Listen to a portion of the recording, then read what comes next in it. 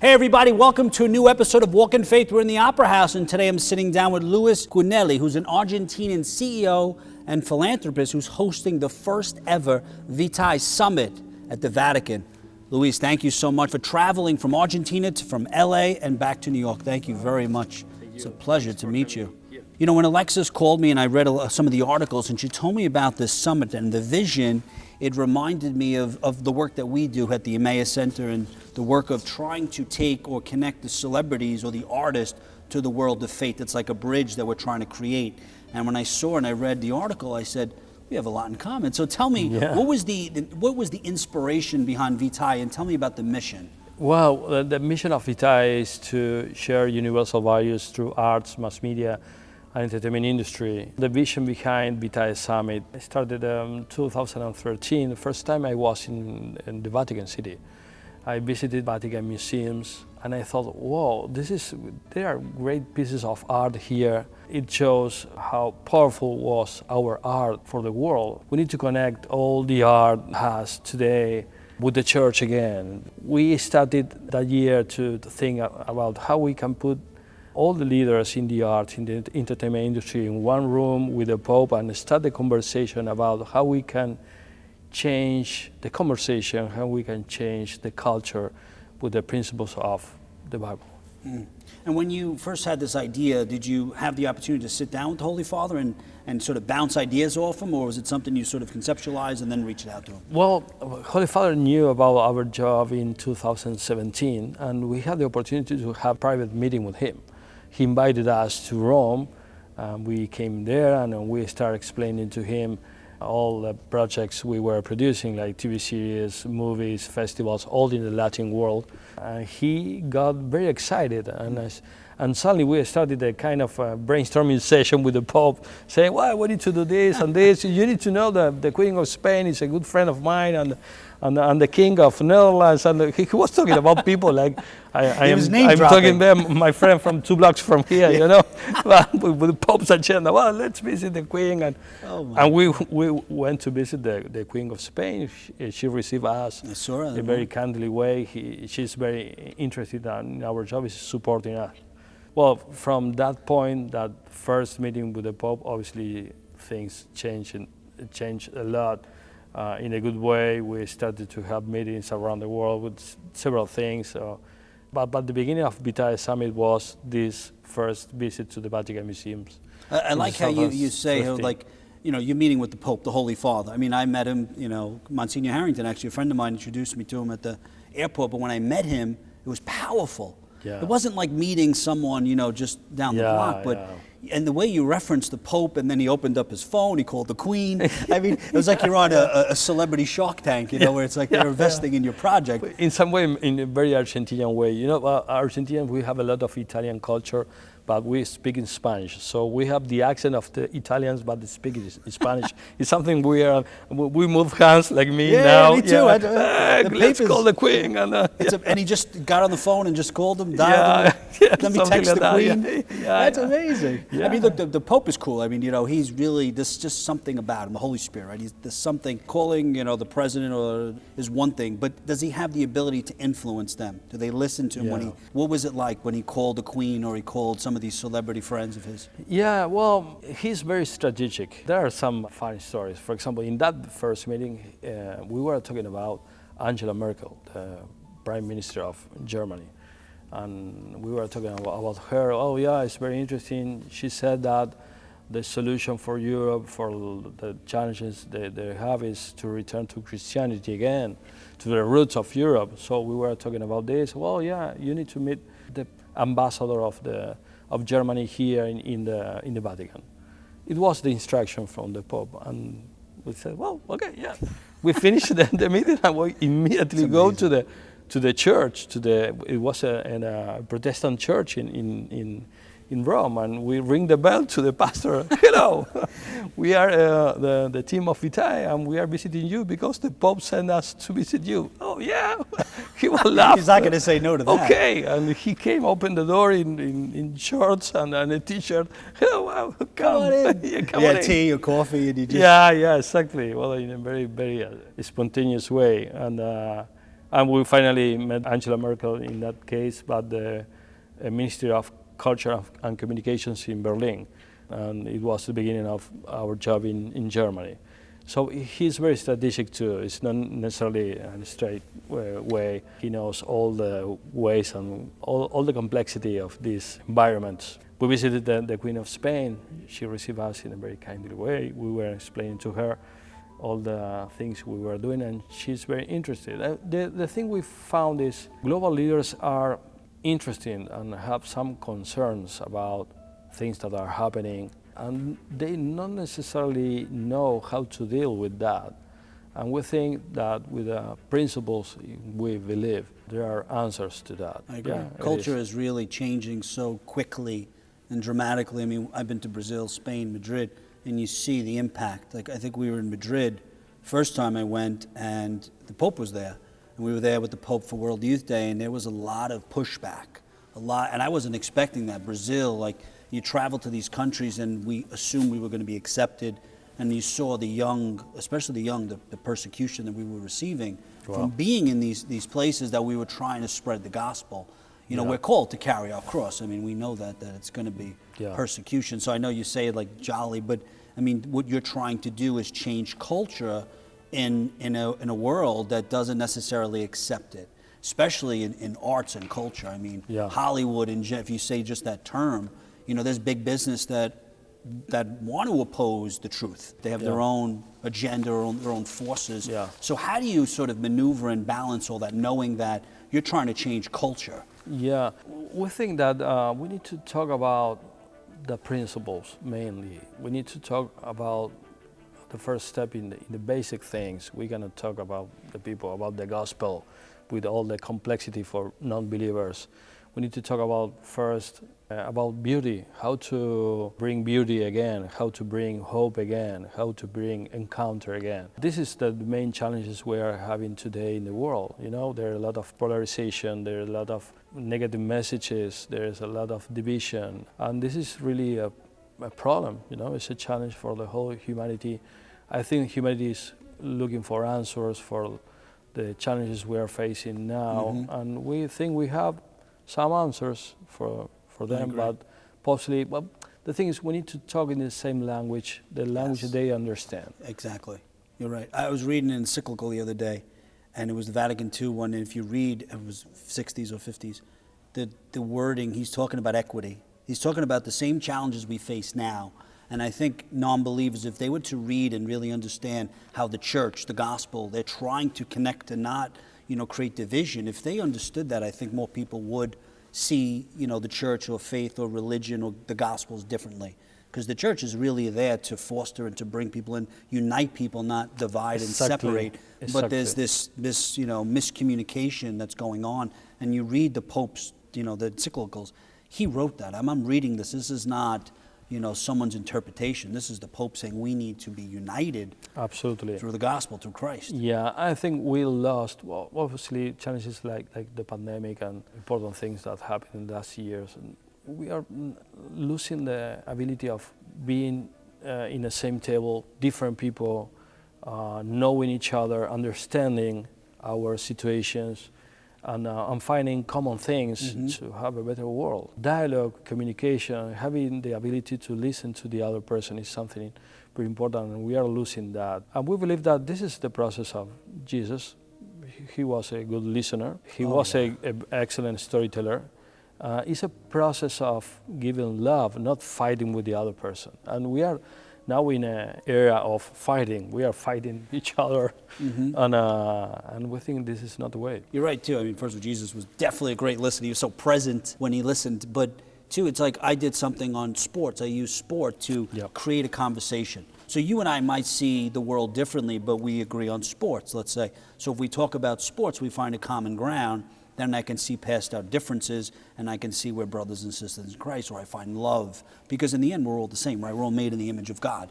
So tell me about the summit. I've been to a summit at the Vatican with my friend Vinny. Vinny's probably watching. Tell me about this summit. What is it like? How many days is it? Tell us a little, and who's actually coming? Because I didn't get an invitation, and Monsignor Jamie didn't get one. So. Well, the Vitae Summit is happening on August 31st and September the 1st. We are going to start Wednesday with a private visit to the Vatican museums, then a time of reflection in the Sixtine Chapel, and then a private dinner. And the second day, on Thursday, we are going to start the sessions with the artists and the Pope in the Academy of Science inside the Vatican, the place where the Nobel Prizes typically have meeting there. And we are going to start the process of reflection, identifying the challenges we are having today. We'll start to think about the strategies and what kind of things we can do together in order to have more impact, because there are a lot of artists doing really beautiful things, very important things, but we think that to change the culture we need to work together. Is this open to the public? Is this private? What is it? It's a private event. We're going. Will you be sitting in at? Yeah, well, we are going to be sitting there with the 25 artists and the Pope, but we are going to arrive to conclusions that are going to be public. That was one of the things too. Is when we went, it was the owner of the Giants. It was the owner of Harlem Globetrotters. We sat in a meeting. It was about 12, 15 of us, and we all spoke. We had an action plan, but then the communication afterwards wasn't. We didn't all follow through, so to speak. How are you going to stay connected with some of these artists, and can you name some of the celebrities or artists that are going to be attending?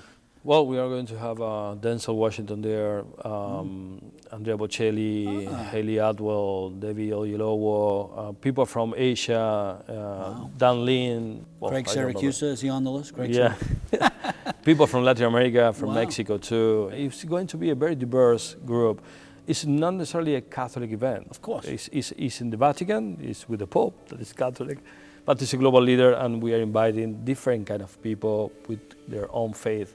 And we are going to talk about how to change the culture. This thing you mentioned is very important because it's necessarily a process, not just only an event. In fact, this is the first event of a series of events we are going to have, because there are a lot of artists doing great things.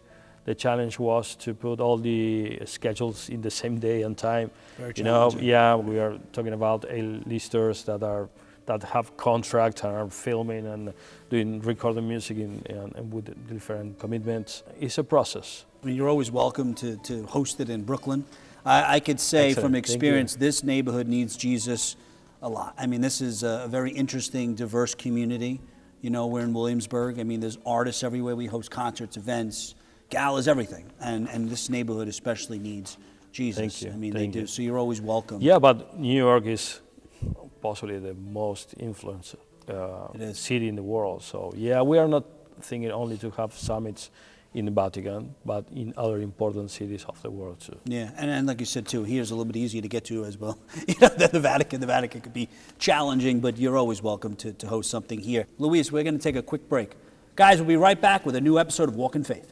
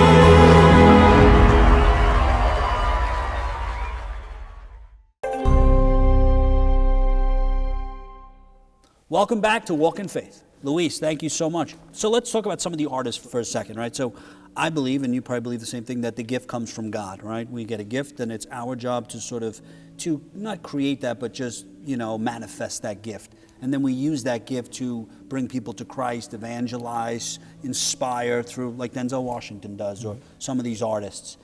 But at some point, sometimes the business itself could change or manipulate that initial goal, right?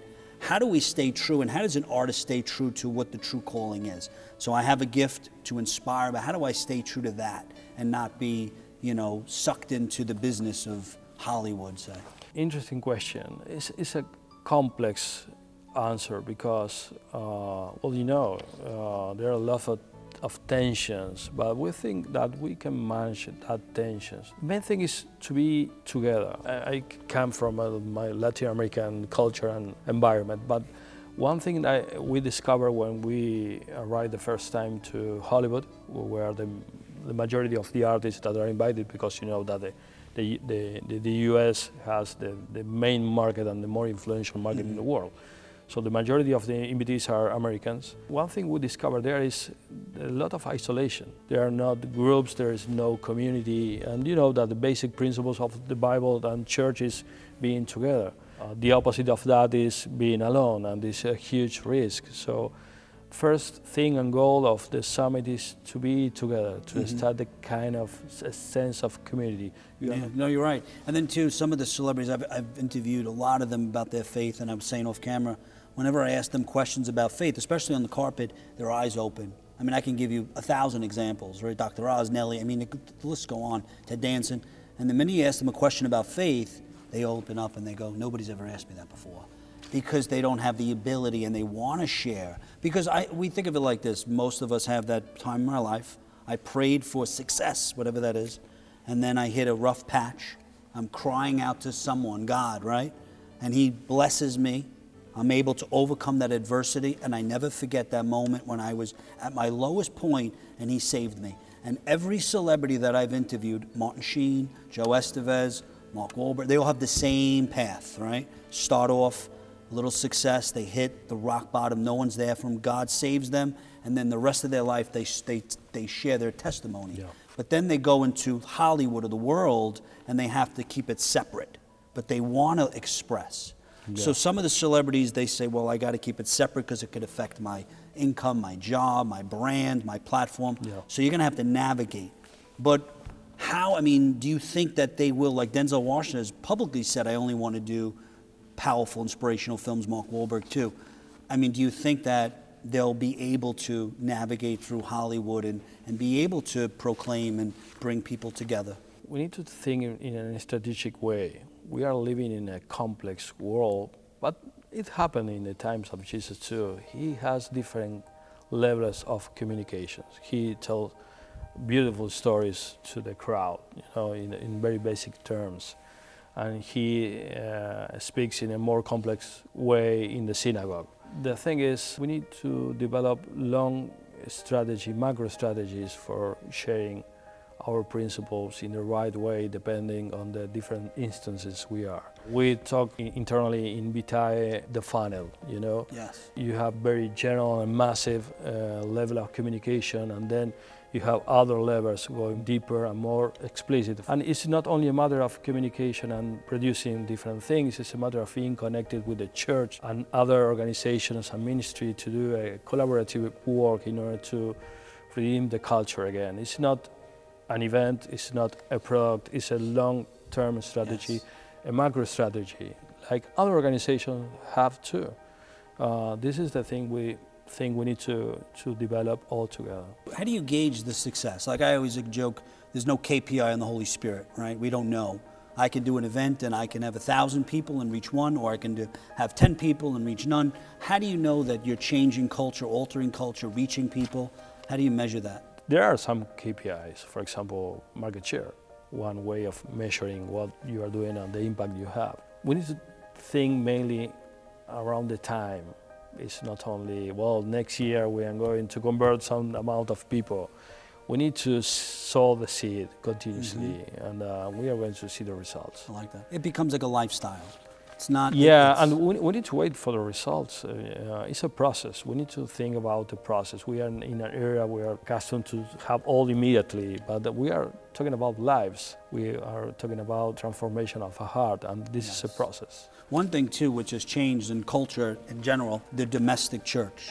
So when I was a kid, right, I had to go to church. My mother said, Yeah. no church and no go outside. Yeah. So I always make the joke, I had asthma, so every Sunday I had an asthma attack, but then I was healed. The Holy Spirit came and healed me, so I was able to go outside. She caught on. But the point is that it was so powerful, you had to go to church. Everything was related around church. Now, some of the parents, they don't know why their kids don't go to church. And then I ask them, do you go to church? And they say, no, I don't go to church. So the foundation of faith has sort of changed. You know, and Sunday, I say it's not just a Sunday thing. You can't just go to church on Sunday and expect to have a relationship with Christ. And if it's not part of the household, usually kids walk away. And I see that in this community all the time, where kids say, I used to be, I was, and they all dots. Like, I was Baptist, I was Catholic, I was Christian, and they walked away from the church because they didn't have that proper foundation. So a lot of this, I think, starts from when they're young, right? The parents have to implement this. Why are you involved in this? I mean, and you know you're going to hit a lot of, obstacles, storms, adversity.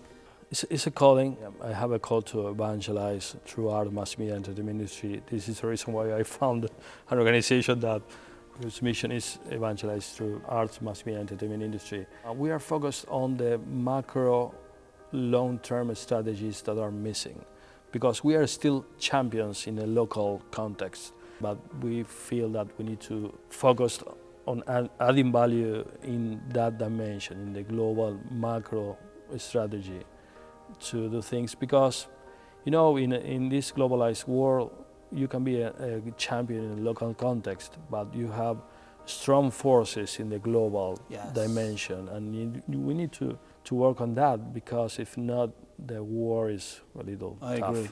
That's one thing that has always been a challenge, is all of us working together. I belong with the Fatherhood Co-Commission, which is an evangelical group, Chick-fil-A, and we come together. Oh, wow. It's with the Kendrick brothers, a lot of leaders in the NFL, and we come together and we find strategies on how to eliminate fatherlessness. There are a lot of these groups, but then they become silos. I think what you're doing is fantastic. If we can connect them, especially through power of artists, entertainment, these sort of role models, if they use that platform for the right reasons to evangelize, unite, I really think we could change the world. I really do. Yeah, we are going to do it all together. Yeah. It's not a matter and you got the Pope, Vitae.